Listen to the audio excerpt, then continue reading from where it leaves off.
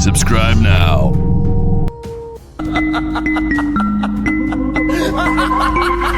बहुत दिनों पहले की बात है। एक चौड़ा काफला रेगिस्तान से गुजरता चला जा रहा था। जहाँ तक नजर जाती थी ज़मीन पर रेत बिछी हुई और सर पर नीला आसमान था और घोड़ों की गर्दन से लटकी हुई घंटियों की गूंज दूर दूर तक सुनाई देती थी। घोड़ों की टापों से गिर्द के बादल उमड़ते और सारा मंजर छुप सा जाता। हवा का कोई झोंका इस बादल को उड़ा ले जाता तो घुड़सवारों के जर्क बर्क लिबास और हथियारों की चमक दिखाई देती।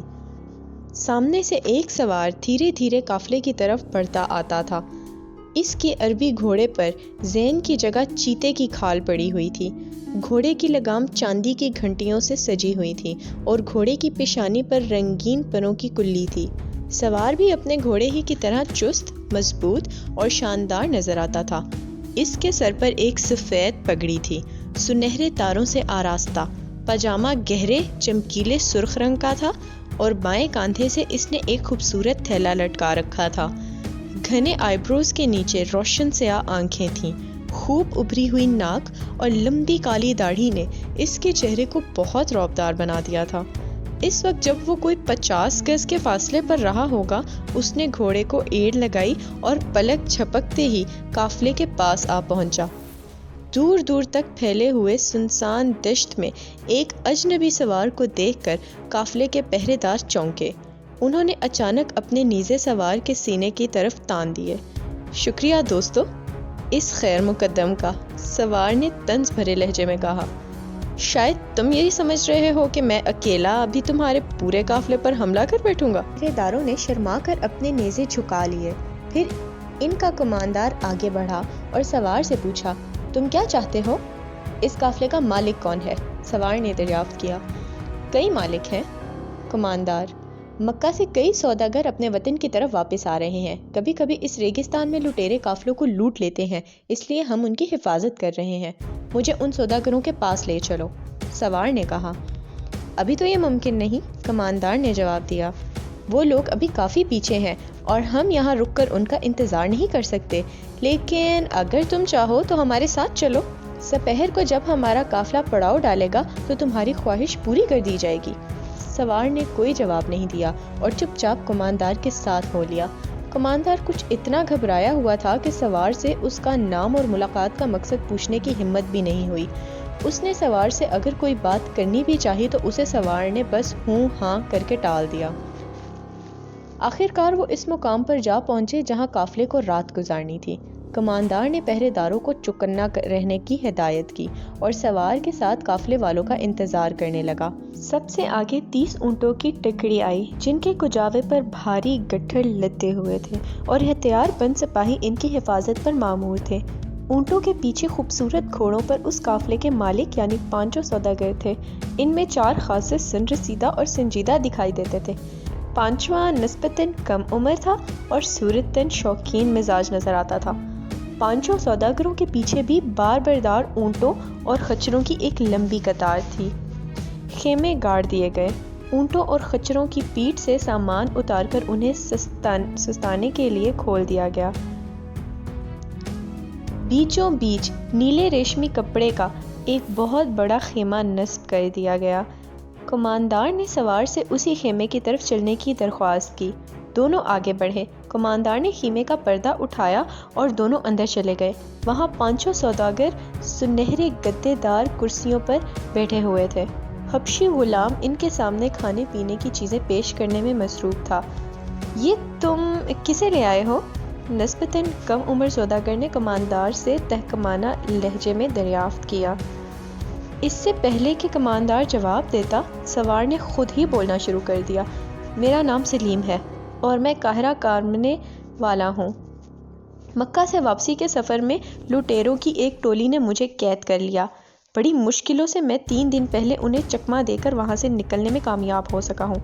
खुदा का शुक्र है, इस काफले की घंटियों की गूंज सुनकर जान में जान आ गई मेरी। दरख्वास्त सिर्फ ये है कि मुझे आप लोग अपने साथ सफ़र करने की इजाज़त दे दें। मैं आपकी हमदर्दी का मुस्तहिक हूँ। काहिरा पहुंचकर मैं आप लोगों की इस मोहब्बत का एतराफ़ के तौर पर आपकी खिदमत में एक नजराना भी पेश करूँगा।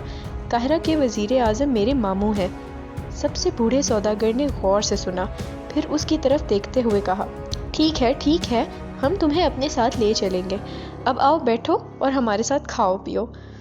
سوار بیٹھ گیا اور ان کے ساتھ خوردنوش میں شریک ہو گیا۔ دسترخوان قسم قسم کے لذیذ کھانوں سے بھرا پڑا تھا۔ اس نے خوب سیر ہو کر کھایا۔ سب کھانے سے فارغ ہو چکے تو حبشی غلاموں نے دسترخوان سمیٹ کر خوشبودار تمباکو کے تازہ دم حقے اور ترکی مشروبات کے صراحیاں سامنے سجا دیں۔ کچھ دیر پانچوں سوداگر اور یہ اجنبی سوار چپ چاپ ایک دوسرے سے بے نیاز حقے کے کش لیتے رہے۔ بالآخر سب سے کم عمر سوداگر نے مہر سکوت توڑی اور بولا، کی بھائی ہے، اجازت ہو تو عرض کروں؟ میرا مشورہ یہ ہے کہ جہاں جہاں ہمارا قافلہ پڑاؤ ڈالے، ہم میں سے کوئی بھی ایک دلچسپ قصہ سنائے، اس طرح وقت بھی کٹ جائے گا، تفریح بھی رہے گی۔ تم ٹھیک کہتے ہو، سب سے بوڑھے سوداگر احمد نے کہا، یہ مشورہ بہت عمدہ ہے۔ بہت خوب، شکریہ، سلیم نے جواب دیا۔ چونکہ یہ تجویز میں نے پیش کی ہے، اس لیے سب سے پہلے میں ہی قصہ بھی سناؤں گا۔ پانچوں سوداگر سوار کے اور قریب سمٹ گئے۔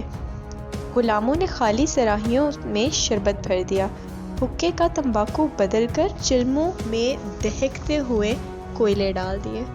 سلیم نے شربت کے 2-3 بڑے بڑے گھونٹ لیے، اپنی داڑھی پر ہاتھ پھیرا اور کہا، اچھا تو پھر سنو، ایک عجیب و غریب واردات۔ یہ قصہ سارس بادشاہ کا ہے۔ بہت دنوں پہلے کی بات ہے، ایک روز بغداد کے خلیفہ ہارون رشید تیسرے پہر کے وقت دیوان پر مسند سے ٹیک لگائے آرام کر رہے تھے۔ دن بھر کے کام کاج نے انہیں تھکا ڈالا تھا۔ اس وقت وہ قہوے کی چسکیوں کے ساتھ ساتھ حقے کے کش لگا رہے تھے۔ ان کا وزیر اعظم منصور روزانہ اسی وقت ان سے ملاقات کے لیے آتا تھا۔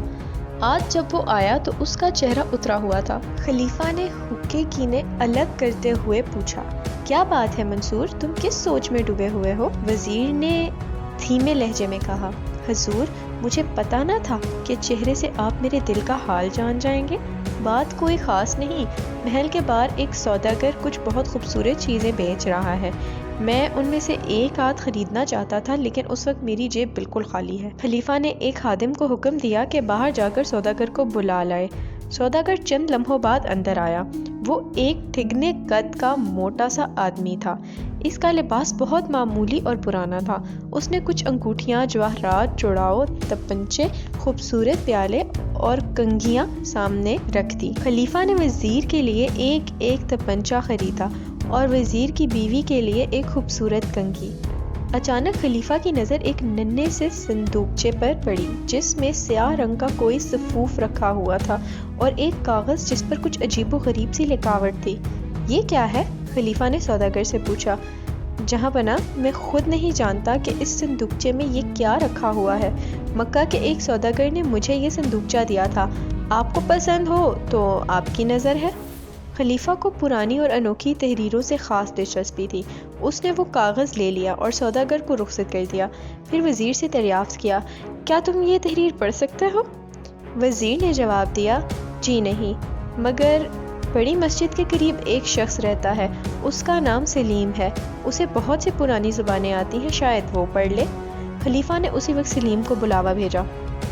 سلیم چند لمحوں بعد آ پہنچا۔ خلیفہ نے کہا، لوگ تمہیں عالم کہتے ہیں، اس کاغذ پر لکھی ہوئی عبارت پڑھ کر اس کا مطلب بتاؤ۔ اگر تم کامیاب ہوئے تو انعام پاؤ گے، نہیں تو تمہیں سزا دی جائے گی۔ سلیم نے ایک نظر اس کاغذ پر ڈالی، پھر کہا، یہ تحریر لاطینی زبان میں ہے۔ اس کا مطلب یہ ہے کہ جو شخص بھی صندوقچے میں رکھے ہوئے سفوف کو سونگھ کر معتبر کہے گا، اس کی شکل اپنے آپ اس کی پسند کے کسی جانور کی شکل میں تبدیل ہو جائے گی اور وہ جانوروں کی بولی بھی سمجھنے لگے گا۔ پھر جب وہ دوبارہ انسان بننا چاہے تو مشرق کی طرف 3 بار سر جھکا کر اسی لفظ معتبر کہنا پڑے گا۔ شرط صرف یہ ہے کہ جانور کی شکل اختیار کرنے کے بعد وہ بھولے سے بھی مسکرانے کی کوشش نہ کرے، نہیں تو ہمیشہ جانور ہی رہے گا۔ سلیم کی خاموشی ہوتے ہی خلیفہ نے بہت پرجوش انداز میں اس کو شاباشی دی، اسے انعام و اکرام بھی دیا اور اس سے یہ عہد کروایا کہ وہ کسی کے سامنے اس بات کا کوئی تذکرہ نہیں کرے گا۔ سلیم کے جانے کے بعد خلیفہ نے وزیر سے کہا، منصور، یہ تو بہت شاندار چیز ہمارے ہاتھ لگی ہے۔ اگر آپ کو یہ کہانی پوری سننی ہے تو ابھی ویڈیو کا اگلا پارٹ دیکھیے۔ چینل کو سبسکرائب بھی کرنا ہے تاکہ میں اور بھی ایسی ویڈیو لاتی رہوں آپ کے لیے۔ شکریہ۔